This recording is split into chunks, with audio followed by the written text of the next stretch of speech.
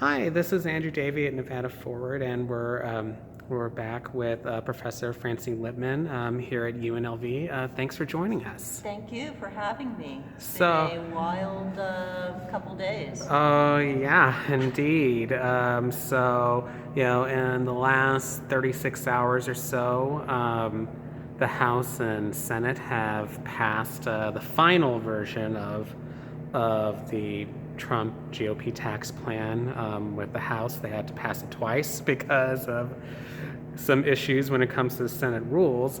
But now here we are. What just happened?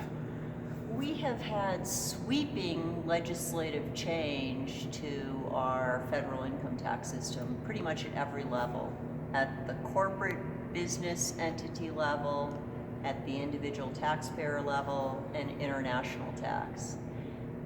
In a very short period of time with no hearings, and experts effectively having to weigh in through blogs and tweets just to try to get some good, solid information out there. And now, literally at 1 a.m, the Senate passed the tax bill, and then it had to go back to the House this morning to re-vote on it when they stripped out some violations of the Byrd rules.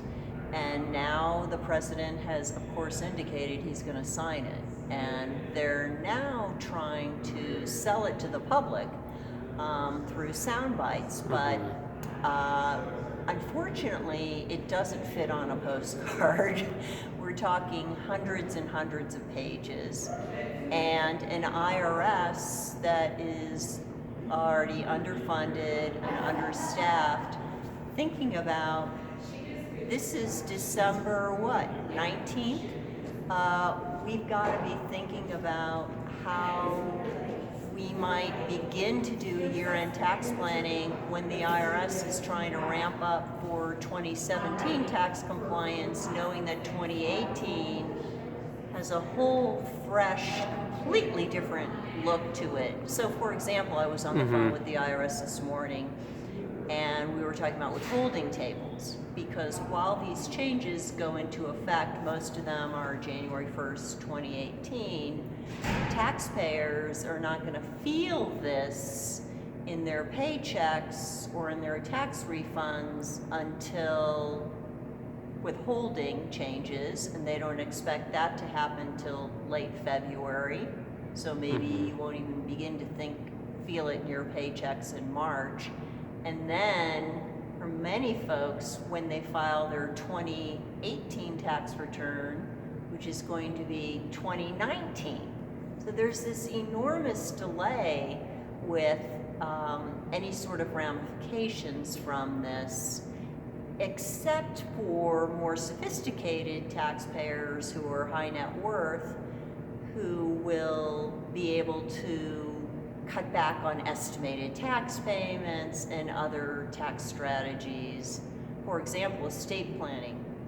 Immediately, high net worth families get this $4.4 million windfall that they can immediately take into account With the estate tax cut? With the estate tax cut. So the exemption doubled from 11.2 per married filing joint couple in 2017 to 22.4 million of an estate that can completely be sheltered from any sort of federal tax liability.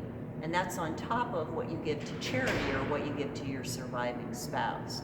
So a lot of nonprofits are very concerned that that is going to immediately impact charitable giving. And in fact, one of the tax planning strategies for individuals is to give to charities in 2017 if you can already itemize, and you're going to get a tax benefit from that, whereas 2018, the standard deduction goes up, so many individuals aren't going to get a benefit from their charitable giving. Now, there's been a lot of talk over deductions, what's in and what's out. With the final bill that emerged this week, Um, there were some of the more controversial parts of the House bill that were left out that would have gotten rid of deductions for medical expenses and student loan interest. But there may be some other interesting things that are still in. What do you know about what's in store in terms of changes to deductions? So it's interesting, and again, it's not straightforward. Nothing really is straightforward in this bill. So let's talk about medical expenses. So medical expenses are an itemized deduction, and you only get medical expenses to the extent it exceeds, currently under present law, 10% of your adjusted gross income. So let's suppose your adjusted gross income is $100,000. You only start to get a tax benefit from medical expenses that exceed $10,000, plus that's only if you itemize your deductions. This tax bill, actually, that's one of the few provisions that is retroactive. So for 2017, the threshold drops to 7.5%, and it stays that way for a couple of years, and then it goes up to 10%. So very odd sort of juggling of that. So that's still in medical expenses to the extent they exceed this very high threshold are allowed. The next biggest probably itemized deduction that most taxpayers do get to enjoy is home mortgage interest deduction. So that has been changed, and the way that has been changed is that your debt that you borrow to buy or build or substantially improve your home, your primary or one or two homes, the cap on that has been $1 million. So you can deduct acquisition indebtedness, the interest on that up to $1 million. That is changing on a going forward basis, so you can only deduct the interest on acquisition indebtedness incurred for a home purchase that's under contract or in the future as of December 15th on an amount of $750,000. So the cap there was reduced. But more importantly, for many of Nevadans, previously, under current law for 2017, you can deduct home mortgage interest on a home equity loan. Home equity loans, the maximum amount you can deduct interest on is $100,000. And what's been very helpful to taxpayers is you can use those proceeds for any purpose. So for example, you could use those proceeds to buy a car, or to pay off credit card debt, or to pay for higher education. And that's a deduction that hasn't been phased out for higher income individuals, and a lot of taxpayers use that when perhaps they've already paid off their home mortgage and they want to get tax deductible funds. So beginning in 2018, that has been repealed. So that will be gone. So if you have and there's no grandfathering in there. So if you have a home equity line that you've been using and you've been deducting interest on a going forward basis for 2018 and thereafter, I guess through 2025, when all of this sunsets, you will not be able to deduct the interest on that. Another kind of interesting deduction that is gone is the miscellaneous itemized deductions, which are, so for example, if you're an employee and you have unreimbursed employee business expenses, so a lot of outside salespeople have a lot of expenses that they're not reimbursed. They have to pay for those, and they have previously been able to deduct those as an itemized deduction only to the extent it exceeds 2% of your adjusted gross income. Those are gone now. So that will really hurt a lot of outside salespeople that have significant deductions. Another lost deduction is the above the line deduction for moving expenses. So previously, if your job changed, or if you got a new job and had to move, and for this new job, it increased your commute by 50 or more miles, you could deduct the moving expenses. And that was above the line, so it was in addition to itemized deductions. That's gone. What also is gone is alimony deductions. So if you paid alimony, you used to be able to deduct that expense. And interestingly, somebody receiving alimony doesn't have to pick it up in income. So that has gone. But most importantly, for most taxpayers, the standard deduction is increasing. And so currently, about 2/3 of all taxpayers use the standard deduction. That's going up from $12,700 for married filing joint up to $24,000 for married filing joint. Single people right now, it's $6,350. That's going up to $12,000, and for head of household, it's going up to $18,000. So they expect, and of course all of this is estimates, that about 95% of taxpayers will use the standard deduction. So what that means is you are not getting a tax benefit for your home mortgage interest expense. You're not getting a tax benefit for your property taxes paid. You're not getting a tax deduction, a tax benefit for your charitable giving, because even if you didn't expend those items, you would get the same amount of tax deduction, the standard deduction. Oh, that's another thing I didn't mention. Another big itemized deduction for many of us is state and local taxes. Salt.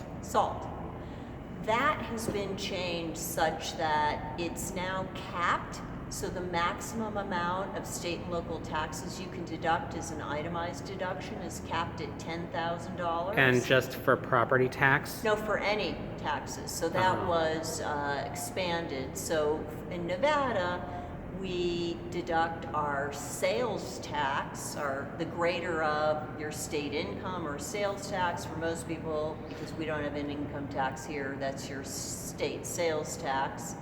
And then you can also deduct your property taxes. But because of this higher standard deduction, you might not itemize at all. 95% of taxpayers won't be itemizing.